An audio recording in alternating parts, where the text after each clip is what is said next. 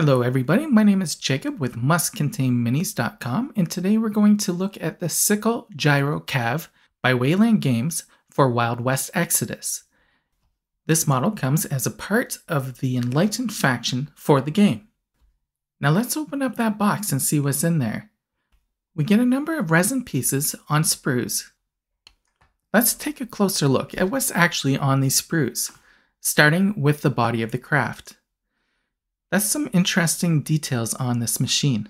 Kind of reminds me of a flying saucer. I guess it gets its name because its wings look a little bit like a sickle. Now we have the engines, and also the driver happens to be on this piece as well. Looks nice and crisp. Moving along, we have the weapon sprue as well as a claw. I'm just going to show you the front and back here. Now let's move along and start building this model. I start by trimming the pieces off of the sprues with a pair of clippers. These are also known as side cutters, and they make the job so much easier than just using a hobby knife. In many cases, I'll leave the parts on the sprue until it's actually time to use them in the instruction process. In the case of this model, there's so few pieces, I decided to actually snip everything off and clean the pieces up before assembling the model. Now, a piece that I was a little bit nervous about cutting off was actually the two machine guns on the sprue. So I didn't want to accidentally clip off part of what would be considered detail. With all of the parts off of the sprue, it's time to clean them up a little bit. I do that by taking a hobby knife and just gently shaving the pieces. Now you don't want to go too hard here or you risk cutting your thumb. So I've been doing this for a long time, so I'm pretty skilled at this. If you're new to this, be very careful if you shave the model in the same way that I am. I don't want you to injure yourself. Now personally, I find it easier to pull the knife towards me rather than pushing away. I just feel like I have more control over my cuts. But again, you have to be very careful if you're doing this. I do this to all of the pieces of the model. Some of the pieces I found easier to trim than the others. That is, I could keep my thumbs in a more safe location while I did the work. With the pieces trimmed to my satisfaction, I moved along to assembling the model. Now the instructions for this are fairly simple and straightforward. I did make one mistake, and I found that the engines were a little bit annoying. Now to assemble this model, I'm just using cheap super glue that I bought from a local store. There's nothing special about it other than it comes in small tubes, so I don't have to worry about the leftover super glue drying on me before I get a chance to use it. Before actually using the glue, I dry fit in the turbo engine. I noticed that I can put it in a couple of different positions. Do I want it taking off? Do I want it propelling itself forward? That's kind of cool that I can make that choice. It fits in there good. Next up, I dry fitted it to see how it would stand on the flight stand. It turns out that without the counterweight of the rest of the model, it doesn't stay on the stand very well. So I figured I'm just going to build it and see what happens.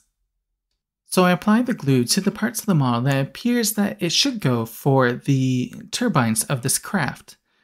When I went to put the turbines in, they fit nicely, but I noticed that there was a little bit of give each way.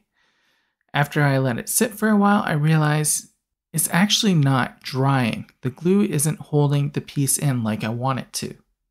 So I decided to go with a different strategy. This time, instead of just applying glue to exactly where I want it, I decided to just pour the stuff in there. That's right, squeeze the tube in there, get lots of glue in there, and hopefully it won't move on me. Now you can see as I apply it, there is a bit of give both ways, but I figured once I get the engine in the spot that I want, if I'm careful here, I can apply the glue to the other side and do the same thing with the other engine. So I toss the engine in, and I'm just going to apply the glue again, holding it a little bit off of the desk so I don't move the turbine on the left-hand side. And I just pour that glue in there. I don't want it to move once I'm done, but it's going to require a lot more drying time because I'm applying so much glue. So once I apply the glue, I find a place to set the model while I wait for it to dry. And so happens that I have the model box beside me. So I actually tossed it onto the model box in such a fashion that the two turbines weren't touching anything. That would give them time to dry while I waited to do the next piece. Speaking of the next piece, with these sitting here, I could easily glue in the driver. Just toss the glue on there. I was a little too liberal for it. That's why I have paper towel down below my project so that it will absorb the glue instead of my cut sheet underneath. Now we're going to let this sit for a while I turn my attention to the guns. Now I was following the instructions that were on the internet, and they showed that the smooth side of this piece goes to the front of the guns. When I went to add the guns to the model, it didn't actually work out this way. You see these details that I have on the back of the gun? They actually should go to the front, otherwise the piece doesn't fit on. This means that I actually had to break apart the guns after I let the glue dry and flip them the other way so that they would actually fit onto the model properly. After dealing with the guns, I attached the claw.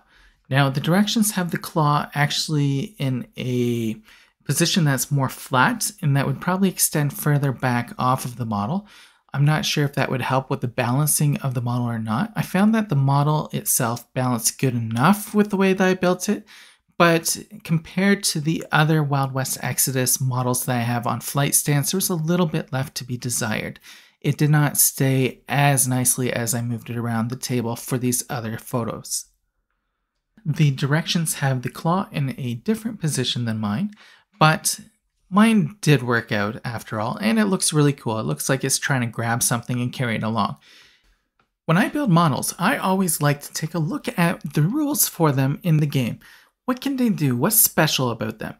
Well, this unit actually uses that giant claw to move around other calves on the field. Now, it's not moving around sickle gyro-calves like it is, but rather the strider cav, which looks like a spider, and the mono cav, which is basically the same thing as a strider cav, but with machine guns on a wheel.